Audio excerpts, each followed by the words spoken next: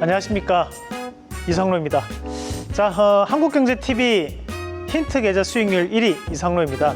자, 그만큼 시장에 대한 변동성에도 불구하고 저희는 꾸준하게 여러분들과 원리 원칙을 지키면서 좋은 수익을 내기 위해서 최선을 다하고 있습니다. 자, 저희가 매주마다 여러분들께 이벤트로 투자 전략 리포트를 발간해서 보여드리고 있는데요. 그만큼 시장에 대한 시황 전략이라든지 또는 종목까지 궁금하신 분들은 이벤트 많이 참여하셔가지고 현재 이 변동성 큰 시장을 저하고 함께 즐겁게 그리고 현명하게 이겨내시길 바라겠습니다. 자, 이번에는 세 번째 시간을 가지도록 하겠습니다. 세 번째 시간으로 피지컬 AI 혹시 들어보셨습니까? 최근에 상당히 이슈가 되고 있는 것이 바로 이 피지컬 AI 분야입니다. 그리고 스마트 팩토리 혹시 들어보셨나요?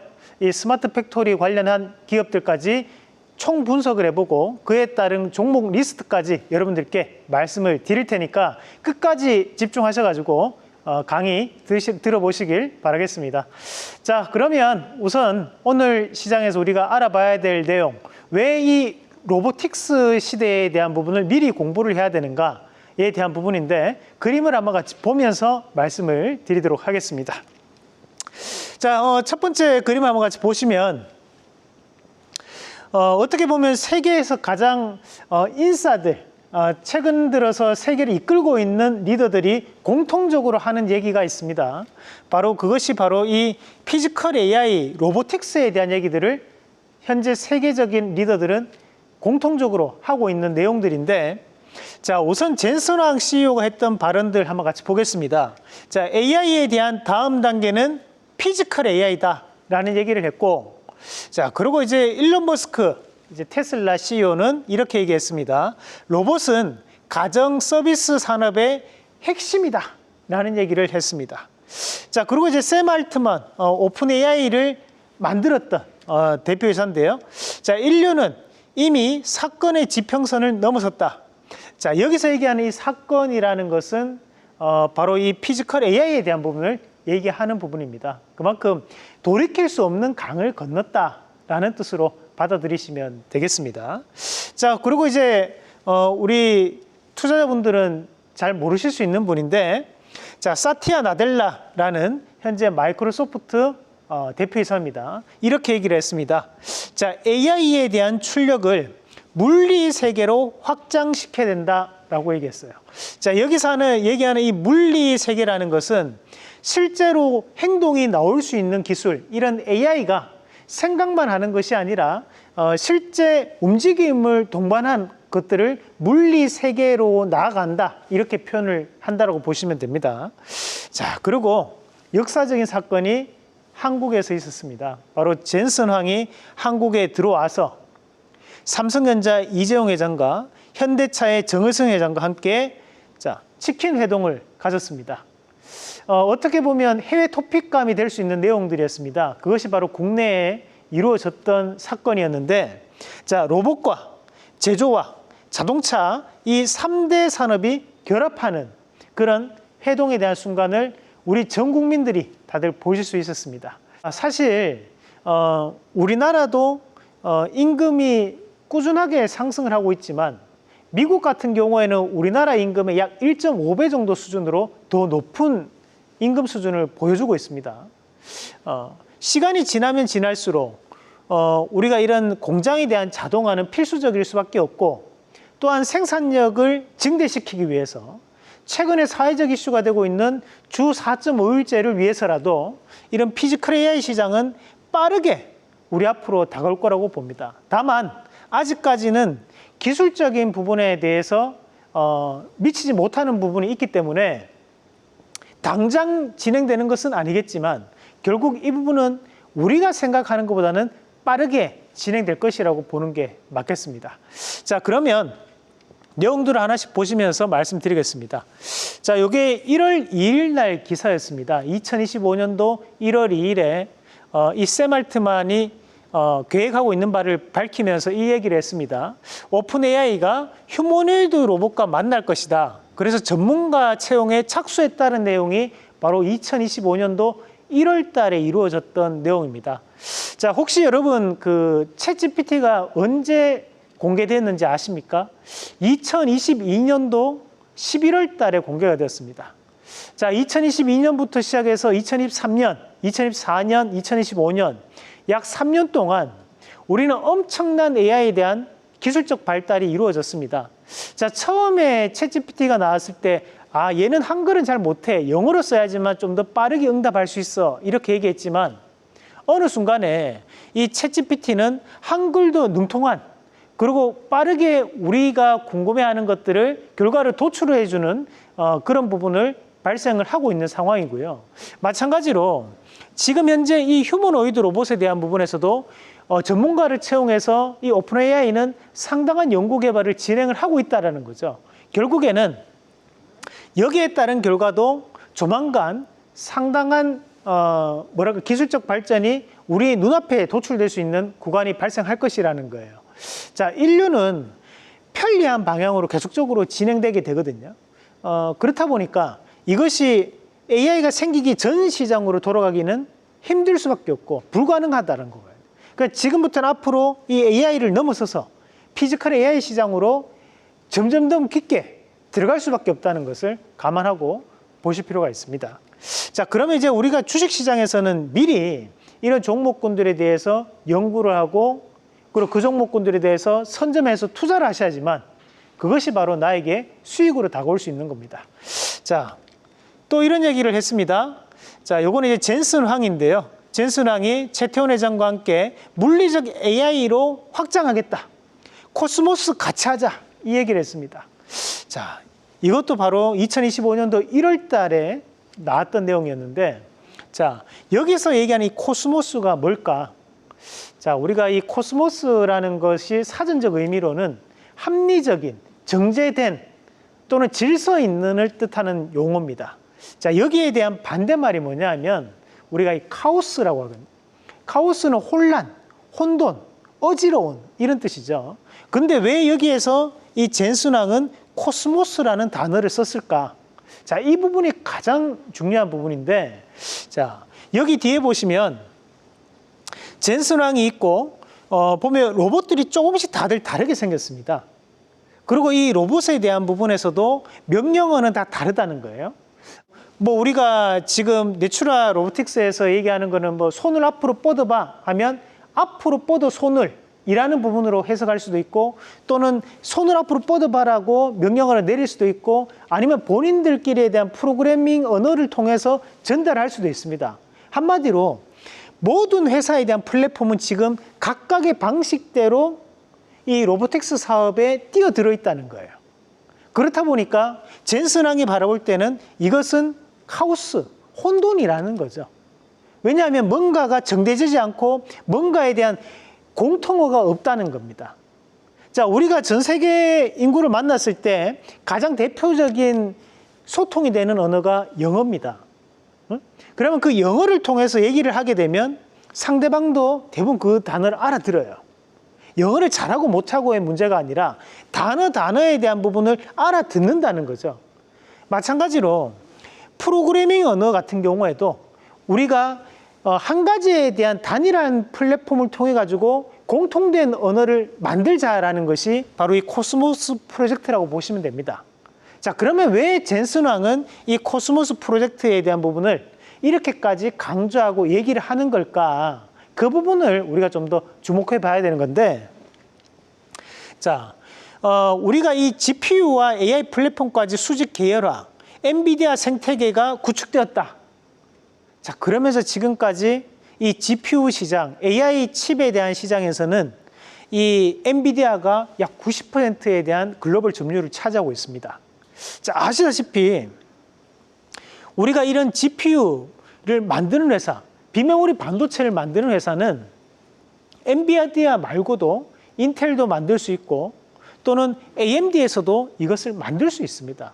그럼에도 불구하고 전 세계에서 90%의 점유율을 차지하고 있는 회사가 바로 이 엔비디아입니다. 자, 이 엔비디아가 어떻게 이 90%를 차지할 수 있었을까? 물론 성능이 좋은 것도 있죠. 하지만 성능뿐만이 아니라 바로 이 플랫폼을 현재 제공하고 있기 때문인데요. 이 플랫폼이 뭐냐 하면 바로 쿠다라는 플랫폼을 쓰고 있다는 거예요. 자, 이 쿠다라는 플랫폼은 우리가 GPU를 AI를 만들 수 있는 AI에 대한 프로그래밍 언어를 좀 더 쉽게 전달해 줄 수 있는 플랫폼에 대한 역할을 하는 것이 바로 쿠다라는 프로그램이라고 생각하시면 됩니다. 그래서 우리가 GPU를 지난 시간에도 배우셨지만 빨강색, 파랑색, 노란색, 하얀색 이렇게 색깔을 표시해 주는 작은 하나하나의 GPU에 대한 부분들을 AI가 들어감으로써 좀 더 많은 생각을 할 수 있게끔 만들어주는 플랫폼으로 완성되었다. 그것이 바로 이제 쿠다라는 프로그램이었고, 이런 쿠다라는 프로그램이 있었기 때문에 이 GPU 시장에서 AI를 만드는 플랫폼의 90%를 바로 이 젠슨왕 엔비디아가 차지할 수 있었던 겁니다. 자, 그랬던 것처럼 지금 젠슨왕은 피지컬 AI 시장을 갔을 때 이 엔비디아가 차지할 수 있는 이 플랫폼의 90% 이상을 본인들이 가져가려는 노력을 지금 하고 있다고 생각을 하시면 돼요. 결국 이 젠슨왕은 피지컬 AI 시장은 반드시 온다. 대신에 그 시장이 오기 때문에 우리는 미리 그 시장에 대한 플랫폼, 두뇌의 역할을 할 수 있는 플랫폼에 투자를 하고 그 시장을 선점하겠다라는 목표를 가지고 진행을 하고 있다고 보시면 됩니다. 자, 그러면 이렇게 피지컬 AI 시장 반드시 오기 때문에 우리는 뭘 해야 됩니까? 바로 이 피지컬 AI 관련된 기업들을 미리 공부를 하셔야겠죠. 자, 젠슨왕이 공개했던 이 로봇 플랫폼 코스모스. 자, 뒤에 나오는 것처럼 많은 로봇들이 다르게 생겼어요. 그죠? 로봇은 형체가 다들 다르게 생길 수 있습니다. 그렇지만 이 많은 로봇들에서 하나의 단일화된 공통된 프로그래밍 언어를 만들자. 그게 바로 이 코스모스가 된다. 이렇게 생각을 하시면 되겠습니다. 자, 그래서 엔비디아가 지금 목표로 하고 있는 것을 궁극적으로 우리가 그림으로 한번 표현을 해 드린다면, 자, 제어를 할 수 있는 로봇의 두뇌 역할을 할 수 있는 소프트웨어를 엔비디아가 공급을 하고, 대신에 그에 따른 부분 자체에서 부품에 대한 공급을 할 수 있는 대량 생산 체제를 갖추고 있는 나라는 어디가 있을까? 자, 가장 먼저 어떤 나라 떠오르십니까? 바로 중국이 떠오르시죠. 근데 미국과 중국에 대한 사이가 어떻다? 지금 상당히 벌어져 있는 과정들입니다. 그러면 중국을 제외하고 대량 생산이 가능한 나라는 또 어디가 있을까? 그게 바로 대한민국이라는 거죠. 그래서 이 대한민국에 대한 대량 생산 체제를 이용을 해서 로봇을 본격적으로 만들어내는 피지컬 AI 시장을 이끌어내겠다. 대신에 두뇌의 역할을 할 수 있는 플랫폼은 우리가 만들게. 이 말을 지금 엔비디아는 꾸준하게 하고 있고 세상은 그 방향으로 진행이 되고 있다라고 보시면 되겠습니다. 자, 그러면 앞에서 얘기했던 이 샘 알트만은 어디를 지금 초점을 맞추고 있을까요? 샘 알트만의 경쟁 기업은 어떤 기업이 될 수 있을까요? 그 기업도 바로 엔비디아가 되겠죠. 이 엔비디아가 차지하고 있는 제어 소프트웨어에 대한 부분 자체에서 테슬라도 뛰어들고 있고 샘 알트만도 뛰어들고 있고 마이크로소프트도 뛰어들고 있다라고 보시면 됩니다. 그래서 미국은 이런 제어 플랫폼을 만들어내고 대신에 그에 따른 부분에서 한국은 구동기라든지 센서류라든지 이렇게 부품 관련된 부분에서 대량 생산 체제를 갖출 수 있도록 노력하겠다라는 뜻으로 받아들이시면 되겠습니다. 자, 우리가 요거는 피지컬 AI에 들어가기 앞서 가지고 조금 알고 있으면 도움이 될 수 있는 내용입니다. 요거는 이제 우리가 챗 GPT, 바로 이제 AI의 원리를 얘기하는 부분인데요. 자, 우리가 앞서서 GPU와 CPU의 차이 기억나십니까? 자, 우리가 첫 번째 시간에 공부했던 내용이 바로 이 내용이었는데, 자, CPU는 하나의 객체가 있는 겁니다. 하나의 객체가. 그러면 I am a student라고 하면 이 I am a student에 대한 부분 자체를 통일해서 하나를 그냥 받아들이는 거예요. 받아들이는 거예요.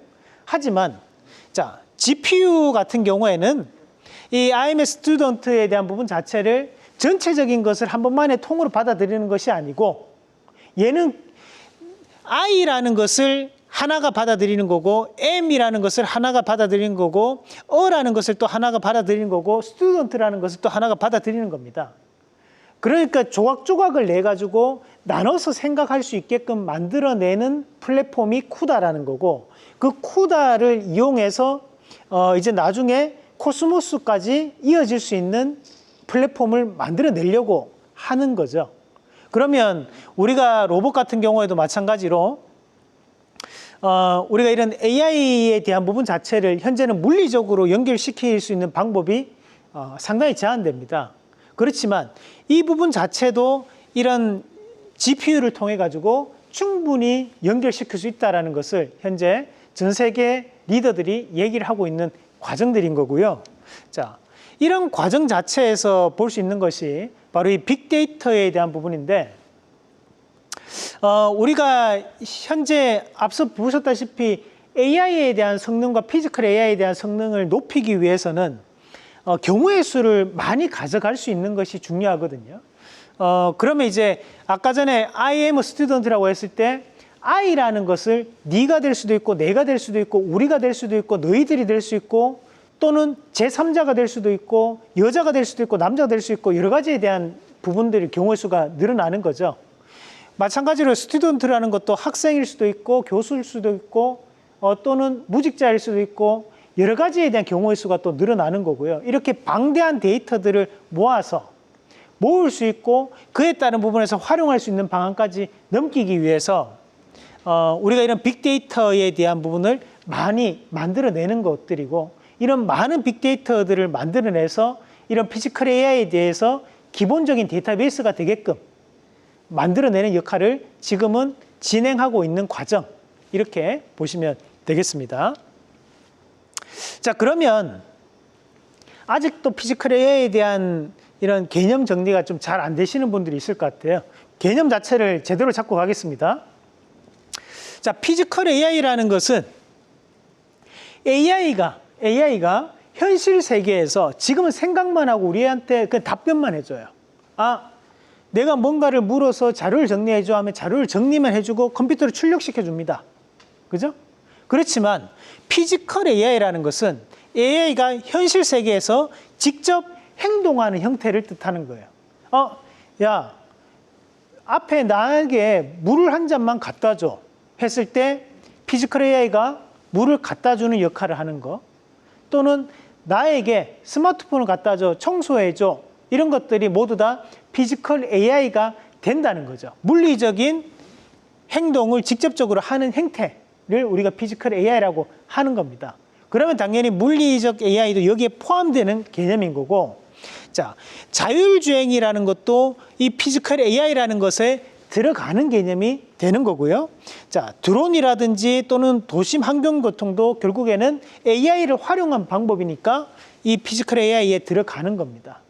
마찬가지로 우리가 산업 로봇, 협동 로봇도 여기 안에 개념에 들어갈 수밖에 없는 거고 자, 그럼 휴머노이드 로봇은 어떻게 봐야 되느냐?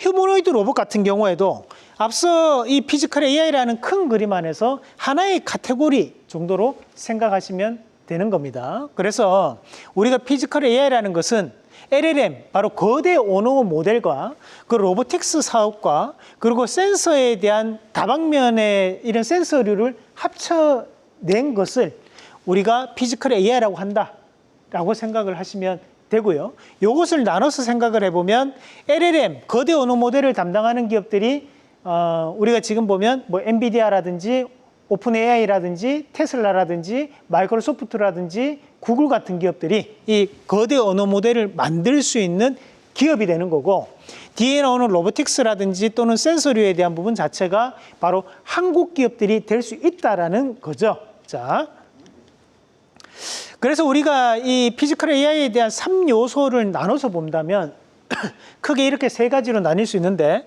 자, 첫 번째로는 명령 플랫폼입니다. 한마디로 사람의 두뇌에 해당하는 역할. 어떻게 보면 이 두뇌가 똑똑하면 똑똑할수록 성능은 올라가게 돼요. 그러면 이 성능 자체를 올리기 위한 방법으로 앞서 봤던 것처럼 빅데이터를 엄청나게 축적시키는 거고 GPU에 대한 성능을 엄청나게 올려내는 개념입니다. 자, 그럼 여기에서 이 명령 플랫폼에 해당하는 것들이 뭐가 있느냐? 바로 LLM이라든지 행동 모델이라든지 또는 시뮬레이터가 바로 이 명령 플랫폼에 들어가는 부분이라고 보시면 되고요. 자, 마찬가지로 동력 장치라는 것은 근육, 사람에게 움직임, 뼈와 근육에 해당한다고 생각하시면 됩니다. 그래서 우리가 서브 모터나 감속기나 배터리나 파워 이런 것들을 우리가 동력 장치라고 하는데, 자, 여기에 대한 서브 모터는 뭐냐 하면 정밀한 움직임을 해줄 수 있는 모터입니다. 자, 옛날에는 보면 우리가 이제 종이를 잡는다 또는 이제 스마트폰을 잡는다 이렇게 했을 때 똑같은 힘을 사용해서 잡을 수는 없죠. 왜냐하면 종이라는 것을 세게 잡으면 구겨질 거 아닙니까? 그죠? 대신 스마트폰은 어느 정도에 대한 세기로 잡아도 됩니다. 그렇게 좀 더 정밀한 움직임을 나타낼 수 있는 모터를 우리가 이제 서브 모터라고 합니다. 자, 그러면 또 한 가지 중요한 것이 바로 이 감각, 센서에 대한 부분이 상당히 중요한 역할을 할 수밖에 없는데, 우리가 뭐 카메라라든지 또는 레이더, TOF 또는 IMU 또는 폴스 센서에 대한 부분까지도 우리가 센서류에 대한 부분도 대단히 중요하다. 왜? 사람이 느끼는 오감이 있죠. 뭐 촉각이라든지 또는 후각이라든지 또는 청각이라든지 시각이라든지 이런 부분들을 로봇에게도 느낄 수 있게끔 해줘야지만 이 피지컬 AI는 정상적으로 작동할 수 있게 됩니다. 그럼 그 역할을 해주는 것이 바로 이 센서고, 그 휴머노이드 로봇이 들어가게 된다면 그 휴머노이드 로봇에 반드시 필요한 동작들이 바로 이 센서류에 해당할 수 있다라는 겁니다. 자, 그래서 이 세 가지가 기본적으로 피지컬의 3요소라고 보시면 되고요. 자, 그래서 이제 우리가 이걸 할 수 있는 나라가 어떤 나라들이 있느냐, 여기에 대해서 우리가 별표 3개 놓습니다. 자, 우리나라에서 어떻게 보면 삼성전자가 이런 명령 플랫폼을 만들 수는 있어요. 하지만 과연 미국이 하고 있는 것처럼 전 세계에 상당한 연구 개발에 대한 성과를 낼 수 있을까? 거기에 대해서는 의문표가 달 수밖에 없습니다. 이미 기술적 격차가 많이 벌어져 버렸어요. 우리가 2022년도 11월 달에 챗GPT가 공개가 되고 난 다음에 이 AI 시장은 3년밖에 지나지 않았지만 엄청나게 발달했습니다. 그렇다 보니까 이 후발 주자들과 선발대와 차이가 너무 많이 벌어져 있는 거예요. 기술적 격차를 따질 때 우리가 이 3년이라는 시간은 따라잡기 힘든 시간이라고 표현합니다. 자, 그 정도로 이 명령 플랫폼, 바로 두뇌에 대한 역할은 현재는 미국 회사들이 독점적인 위치를 가지고 있다고 보셔야 돼요.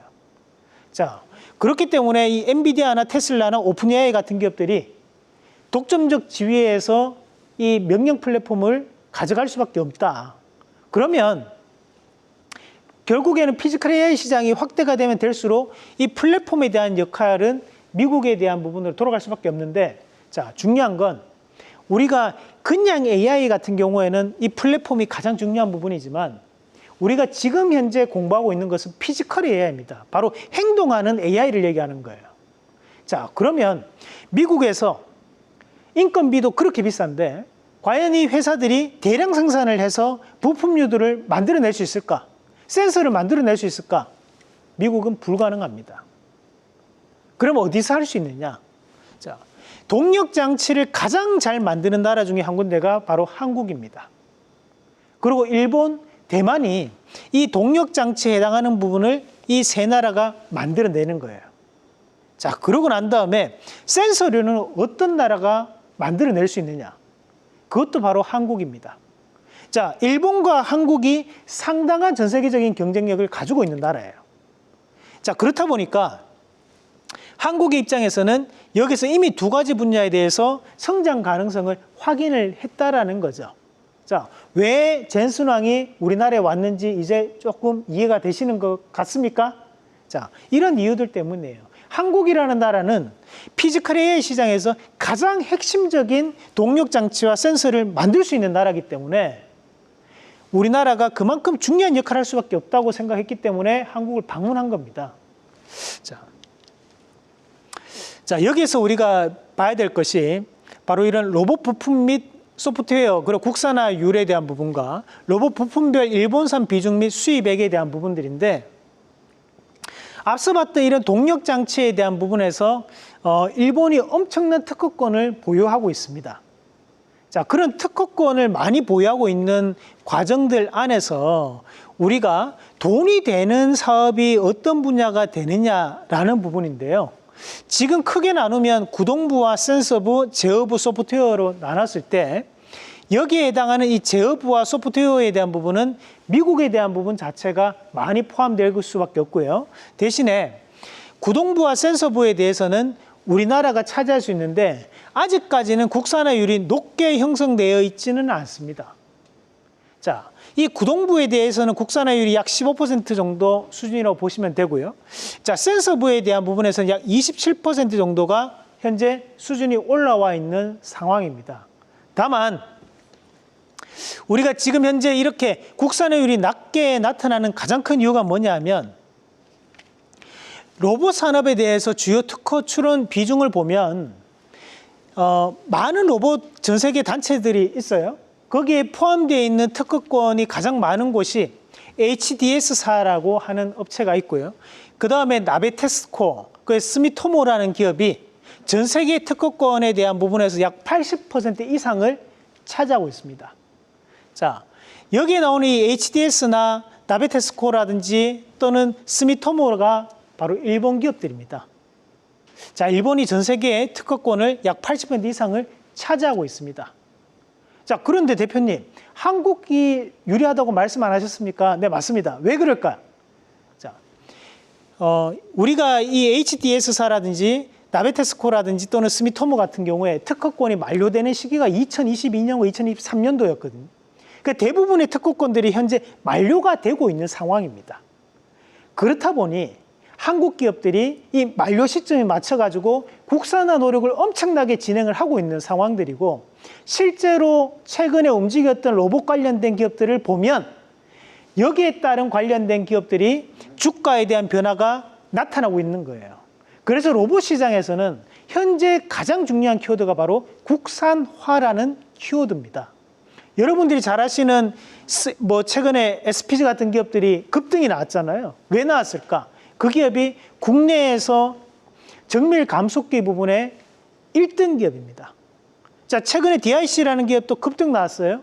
그 기업도 전기차 감속기 부분의 1등 기업입니다. 그만큼 부품류에 대해서 국산화가 이루어지고 있는 기업들이 소리 소문 없이 현재 재평가를 받고 있는 거예요. 하지만 아직 뉴스가 나오지 않고 있어요. 그만큼 꾸준하게 성장 가능성이 있는 쪽이기 때문에 아직까지는 소리 소문 없이 강하게 움직임이 나오고 있다라고 보시면 되겠고요. 자, 그래서 우리가 이런 피지컬 AI 관련해서 돈이 될 수 있는 이런 밸류 체인은 어떤 것들이 있느냐, 총 밸류 체인 자체를 제가 한번 구성을 해서 여러분들께 보여드리겠습니다. 크게 5가지로 나눌 수 있는데, 자, 어디서 돈을 벌 수 있느냐? 첫 번째로 LLM 플랫폼에 돈을 벌 수 있고, 자, 두 번째는 센서류에 대해서 돈을 벌 수 있고, 자, 세 번째는 모터 및 감속기에 대한 부분에서 돈을 벌 수 있고, 자, 부품 및 로봇 본체에 대한 부분에서 또 돈을 벌 수 있습니다. 자, 그리고 이제 서비스 및 현장 배치에 대해서 돈을 벌 수 있어요. 우리가 얘기하는 스마트 팩토리라든지 공장 자동화를 하는 기업들은 어디에 속할까? 그런 기업들은 바로 이 서비스 및 현장 배치 시스템 구축, 거기에 해당한다고 생각하시면 되고요. 자, 부품 및 로봇 본체, 모터 감속기는 바로 우리가 부품용이라고 생각하시면 됩니다. 부품용은 이 모터 감속기, 로봇 본체, 이 분야가 바로 부품이라고 생각하시면 되고, 센서류는 바로 감각 관련된 부분에서 국산화가 이루어지고 있는 기업들을 선택하시면 되겠습니다. 자, 그래서 이제 우리가 실제로 현장 조사를 해보니까 중국과 미국에 대한 부분 자체에서 글로벌 공급망에 대한 점유율을 비교를 해봤습니다. 그래서 한국전자통신연구원에서 분석을 해보니 자, 미국이 플랫폼으로 전 세계적으로 가장 앞서 나가고 있다고 하는데 현실적으로 그러면 미국에서 대량 생산을 해낼 수 있을까? 피지컬 AI를 보니까 그게 안 되더라고요. 그럼 어떤 부분이 안 되냐 보니 우선은 원자재에 대한 공급 자체가 미국은 현저하게 떨어지는 거예요. 현저하게 떨어지는 겁니다. 자, 그리고 소재 분야를 보니 어느 정도는 올라오는데 대신에 부품에 대해서도 공급이 현저하게 부족하다는 거죠. 자, 그리고 조립 능력만 좋은 거예요. 한마디로 부품들을 다 모아놓고 뚝딱뚝딱 완성품을 만드는 거는 잘하는데 부품도 없고 소재도 없고 원자재도 없는 겁니다. 결국 시간이 지나면 이걸 다 갖추고 있는 중국에게 뒤처질 수밖에 없다는 거예요. 이걸 다르게 보면 미국 혼자서는 이것을 다 해낼 수 없다가 되는 거죠. 그럼 어떤 나라가 붙어줘야 되느냐? 여기에 대한민국이 들어가 주게 되는 거예요. 대한민국이 들어가 주게 된다면 이런 소재 분야라든지 부품에 대해서 중국을 넘어설 수 있는 움직임을 보일 수밖에 없다는 거예요. 자, 글로벌 로봇 시장은 앞으로도 상당히 증가할 수밖에 없습니다. 사실 로봇을 보면서 지금 돈이 되느냐, 과연 좋은 실적이 나오느냐 이렇게 생각하시는 분들 많으십니다. 실제로 우리가 레인보우 로보틱스 같은 기업이 현재 매출이 크게 나타나는 게 아니죠. 두산 로보틱스 매출이 높지 않죠. 고평가 논란이 여전히 남아 있습니다. 그럼에도 불구하고 우리가 이 로봇 시장에 대해서 관심을 가지고 지켜보는 이유는 앞으로에 대한 성장성이 높기 때문이에요. 자, 우리가 흔히 하는 메가 트렌드에 대한 3요소. 첫 번째로 생활의 편의성이 동반돼줘야 됩니다. 내 생활이 편해졌느냐? 이것 때문에 내 생활이 편해졌느냐? 자, 두 번째는 시대적 혁신이 있어야 됩니다. 이걸로 인해서 뭔가에 대한 시대적 혁신이 이루어졌느냐?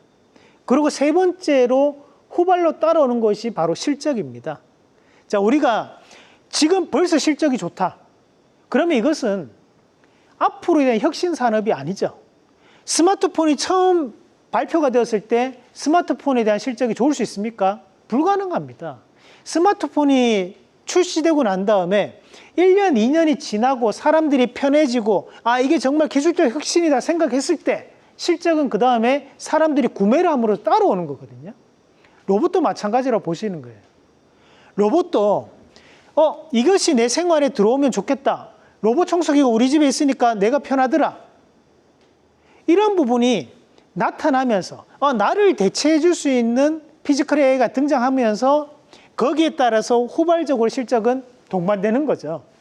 자, 그렇다 보니까 로봇 시장은 앞으로도 상당한 상승세를 2034년도까지 높일 수밖에 없다가 나올 수 있는 거고요. 자, 우리가 앞서 설명을 해드렸듯이 지금 현재 시장에서 국내에서 보면 정밀 감속기 1위 기업이 여기 나오는 이 SPG라는 기업입니다. 지금 이 SPG라는 기업이 만들고 있는 것이 바로 이런 감속기라든지 모터 관련된 부분을 제작을 하고 있는 기업인데, 자, 이 기업이 현재 매출액을 보더라도 매출액이 크게 늘지 않습니다. 자, 2024년도 분기별로 제가 지금까지 실적을 비교를 해봤는데 매출액이 2024년도 3월 달에는 978억대였고요. 대신에 2024년도 6월 달에는 1000억대였습니다. 자, 그런데 2025년도로 넘어와서 3분기 실적이 840억대입니다. 오히려 실적에 대한 매출액이 조금 더 줄는 모습이 나타났어요. 그럼 영업이익 같은 경우에도 지금 현재 보면 영업이익은 31억대여서 현재는 이제 40억대까지 올라오긴 했습니다. 자, 매출액은 줄었는데 영업이익은 좀 더 늘었다. 한마디로 마진폭은 좀 더 개선되었다라는 거죠. 많은 이 감속기를 만든 업체들이 등장하기 시작하고 있고 대신에 이것이 고부가 가치군으로 조금씩 바뀌어 나가면서 마진이 조금씩 확대되는 시점에 들어오고 있다는 얘기를 하고 있는 겁니다. 지금 당장 실적이 바뀌는 것은 아니에요. 다만 앞서 말씀드렸다시피 로봇이라는 섹터를 이해할 때는 우리가 성장주에 대한 섹터이기 때문에 지금 당장 실적이 중요한 것이 아니라 앞으로 발전 가능성이 있느냐, 성장 가능성이 있느냐, 그것을 보고 투자를 하실 필요가 있다는 거죠. 자, 우리가 이런 휴머노이드 로봇 하나를 만들게 되면 거기에 들어가는 부품을 따져보니까 우선은 뭐가 들어가줘야 되냐면 앞서 얘기했던 것처럼 센싱 시스템이 들어가줘야 됩니다. 센싱 시스템이라는 것이 카메라든지 또는 이제 각종 센서류가 들어가줘야 되는데, 자, 그걸 따져보니까 액추에이터에 대한 부분이 약 30개에서 40개, 휴머노이드 로봇 한 대당 나오는 겁니다. 자, 그리고 카메라에 대한 비중이 약 5개에서 8개 정도가 들어가줘야 되고요. 자, 그리고 IMU에 대한 부분이 약 10개에서 20개 정도가 들어가줘야 됩니다. 자, 그럼 감속기는 얼마 정도 들어가줘야 되느냐?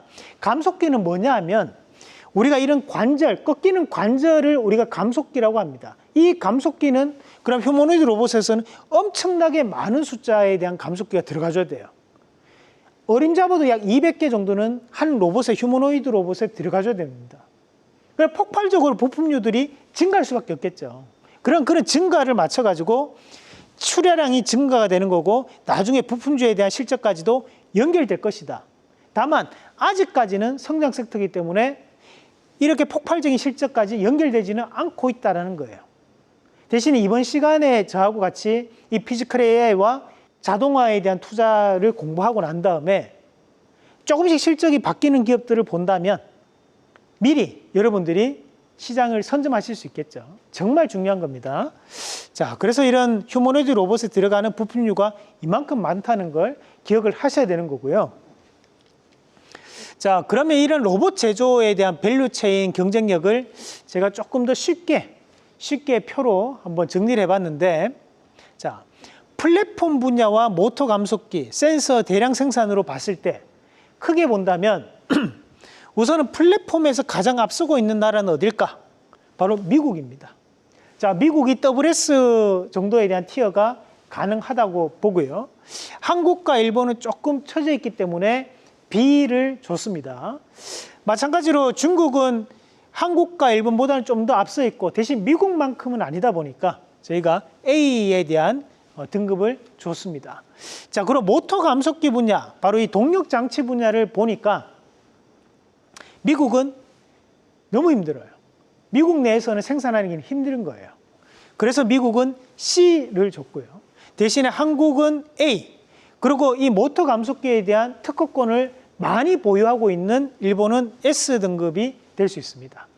자, 그리고 중국 같은 경우에도 이 모터 감속기 분야에 대해서는 자체적 생산이 가능하기 때문에 A를 줬습니다. 대신 센서류에 대해서는 우리가 또 막강하죠. 그래서 우리나라 등 S 등급, 대신 일본과 중국은 A 등급이 될 수 있겠습니다. 자, 대신 대량 생산, 그러면 이것을 본격적으로 많이 생산해낼 수 있는 가동을 할 수 있는 나라가 있느냐? 미국은 불가능하다고 봐야 돼요. 미국 불가능합니다. 자, 그럼 미국이 불가능하다면 한국은 대량 생산에 특화되어 있는 나라죠. 자, 전 세계에서 우리나라만큼 대량 생산할 수 있는 나라가 정말 드뭅니다, 여러분. 우리가 S 등급이 될 수 있고요. 일본도 생각보다 대량 생산에 약합니다. 자, 대신 중국은 이런 또 대량 생산에 상당히 강할 수밖에 없다. 그래서 우리가 전체적으로 본다면 중국은 자체적인 부분에서 생산도 가능하고 플랫폼을 만들 수 있는 기술이 있는 회사예요. 나라입니다. 다만 한국은 플랫폼을 제외하고는 나머지는 다 되는 나라입니다. 자, 근데 미국은 플랫폼은 되는데 나머지는 다 안 되는 나라인 거예요. 그러면 여기에 나오는 이 중국에 대항하기 위해서 중요한 것은 어떻게 믹스를 하면 좋을까? 미국의 플랫폼을 한국에 입히면 완벽해지는 거예요. 그러면 중국에 대응할 수 있는 하나의 또 플랫폼이 생기는 거죠. 그래서 지금 현재는 한미 간의 로봇 플랫폼에 대한 협력이 상당히 중요한 구간이라는 거고요. 그래서 여기에 따른 부분 자체에서 최근에 엔비디아가 특집 영상을 하나를 올렸었는데 이것도 한국에 대한 생산량에 대한 부분에 집중해서 올렸던 부분입니다. 자, 거기에 나왔던 것이 한국 기업은 어떤 강점을 가지고 있느냐. 정밀 기계, 금속 가공, 센서 카메라, 산업 자동화에 대한 경험을 가지고 있는 대한민국이기 때문에 앞으로도 피지컬 AI 시장에서 엄청난 발전이 나올 수 있다. 라는 것을 얘기하고 있는 겁니다. 자, 그러면 이런 한국 기업들이 로봇 시장에서 어떻게 지금 준비를 하고 있느냐. 가만히 있지는 않았을 거 아닙니까? 그죠? 그럼 어떤 준비를 하고 있었느냐. 자, 삼성전자, LG전자, 현대차 그룹을 대표적으로 보면 우선은 대기업에 대한 로봇 사업에 대해서 직접적인 투자가 확대가 되고 있어요. 우리가 20년대 초반에 현대차 그룹은 보스턴 다이내믹스라는 회사를 인수를 했습니다. 그 회사는 로봇에 특화되어 있는 업체고요. 그 회사를 인수하면서 이런 로보틱스 사업에 대해서 좀 더 확장하고자 하는 노력을 현재 이루어내고 있다는 거고, 로봇에 대해서 다양한 활용이 현재는 또 증가하고 있는 시점이에요. 최근에 보면 프랜차이즈 업체의 큰 식당들을 가보면 이렇게 이제 서빙 로봇을 한 번씩 보셨을 거예요. 이렇게 이제 서빙 로봇에 대한 부분은 우리 생활의 서비스형 로봇에 해당하는 부분이겠죠. 그런 로봇들도 우리는 현재 대량 생산이 가능한 국가입니다. 자, 이런 곳에 대해서 상당한 투자를 이루어내고 있는 거고, 자, 이런 부분을 종합적으로 봤을 때는 미래 먹거리라고 이런 로봇 산업을 생각을 하고 있다는 거죠. 그 부분에 대해서 우리가 좀 더 집중해서 시장을 볼 필요가 있다는 말씀을 드리고요. 자, 그러면 우리가 이런 로봇 산업에 대해서 볼 때 중요하게 보고 어떤 기업에 대해서 직접적으로 매수를 해야 될 것인가, 매수할 수 있는 기업은 어떤 기업들이 있을 것인가를 본다면, 우선은 이제 우리가 이런 로봇에 대한 원가 비중을 따졌을 때 크게 세 가지 정도로 나올 수 있는데, 자, 감속기 분야와 모터, 그리고 제어장치 분야, 이렇게 세 가지가 제일 중요하다고 생각하시면 됩니다. 앞서 설명해 드렸듯이 이 제어장치 플랫폼에 대한 역할은 미국이 가져간다고 보고, 나머지 남아있는 우리가 공략할 수 있는 쪽은 바로 이 감속기 분야와 서브 모터, 정밀 움직임을 측정할 수 있는 분야를 봐야 되는 거예요. 그러니까 이 분야에 대한 부분에 관련된 기업들을 지금부터 한번 같이 공부를 해보도록 하겠습니다. 자, 우선은 이제 감속기라고 하는 것이 앞서 말씀드렸다시피 이런 관절에 해당하는 기업이라고 생각하시면 되는데, 이런 관절에 해당하는 기업에 만들 수 있는 작은 관절을 만드는 회사들을 우리가 이제 하모닉 드라이브 감속기라고 합니다. 그래서 HDSS라고 하거든요. 그러니까 이거를 만들고 있는 업체가 현재는 HDS라든지 스미토모라든지 이런 업체들이 현재 하모닉 드라이브 감속기를 만들고 있고, 이 부분 자체를 현재 국산화하고 있는 기업들이 SPG라든지 또는 로보티즈, 로보스타, 레인보우 로보틱스, 유로메카, SBB테크 같은 기업들이 이 하모닉 감속기를 국산화 진행하고 있다라고 보시면 되겠습니다. 자, 그리고 이제 이 사이클로이드 감속기라는 것은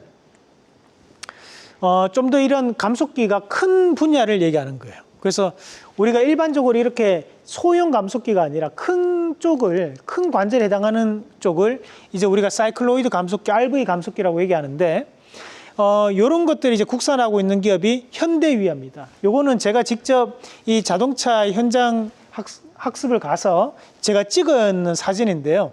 보시면 이제 자동차에 들어가는 이런 자동차 시트를 이 기계가 찝어서 자동차 안에 넣는 것을 제가 찍어 놨습니다. 그래서 요즘 이렇게 다 자동화가 진행되고 있는데, 이런 감속기를 만들 수 있는 기업들도 상당히 중요하겠죠. 그래서 앞으로도 눈여겨봐야 된다는 말씀을 드리는 거고, 자, 그리고 실제로 이런 감속기가 활용되는 예를 보니까 여기 왼쪽에 보시면 이건 이제 T-로보틱스의 그런 이 로봇인데요.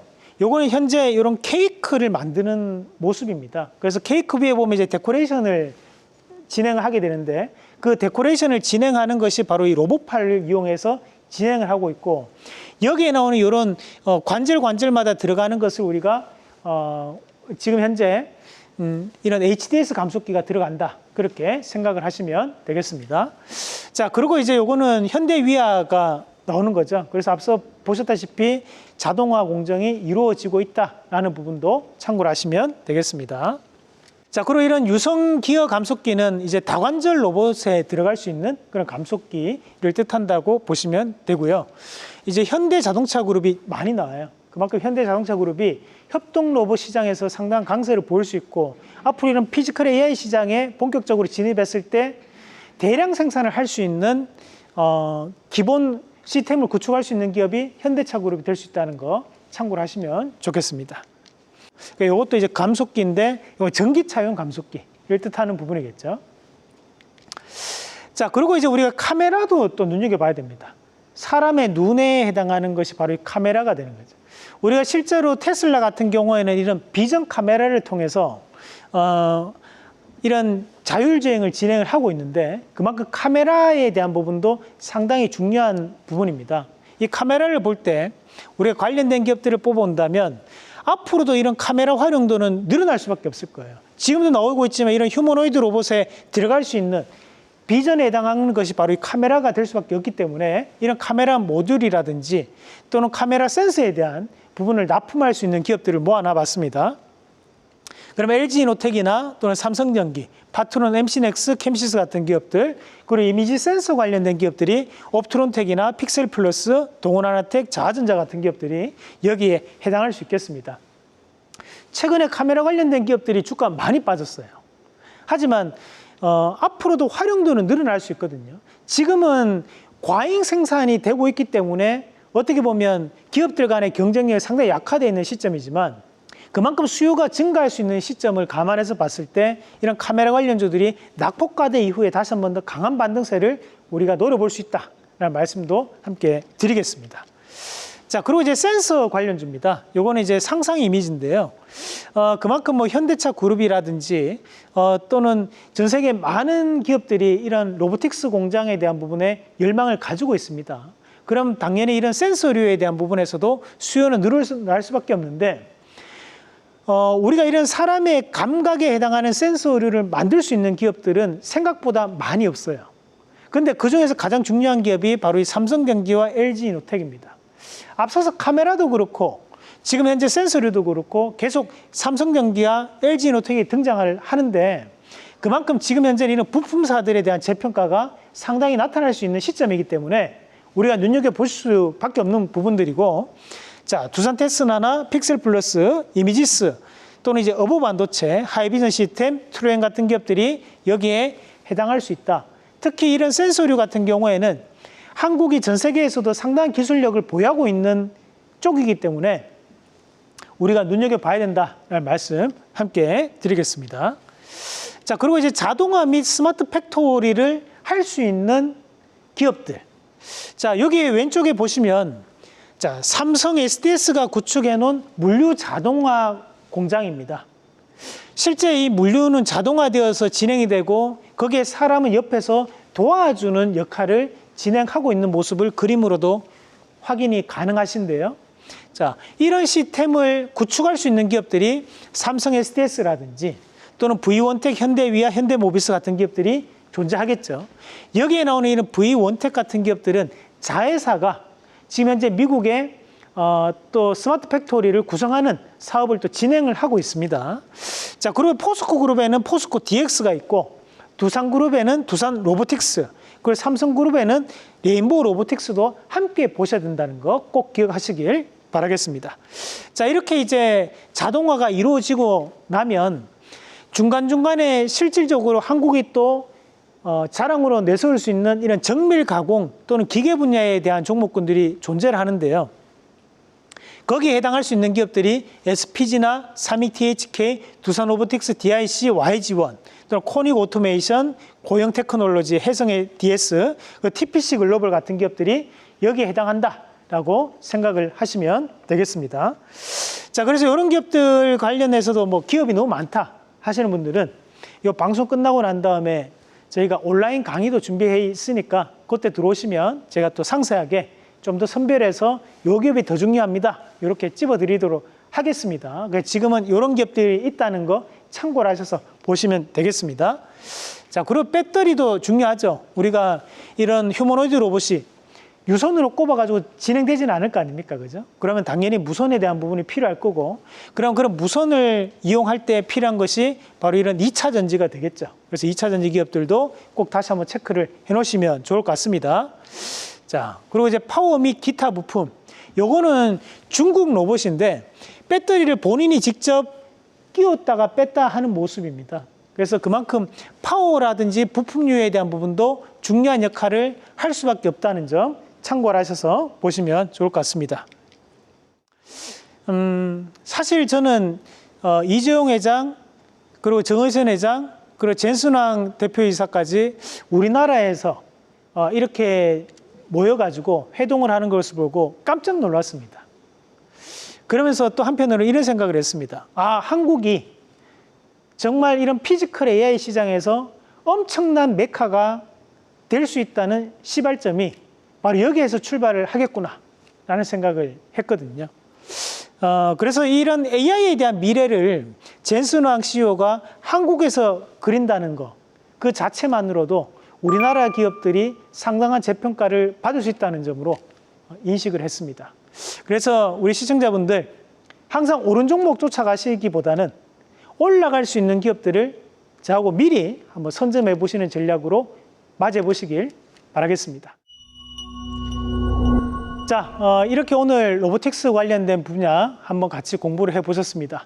자, 이 방송 끝나고도 온라인 강의를 통해서 여러분들을 다시 한번 만나 뵙도록 하겠습니다. 최근에 투자 전략 리포트 이벤트에 참여하셔가지고 시장의 변동성이 큰데도 불구하고 저하고 잘 이겨내고 계시거든요.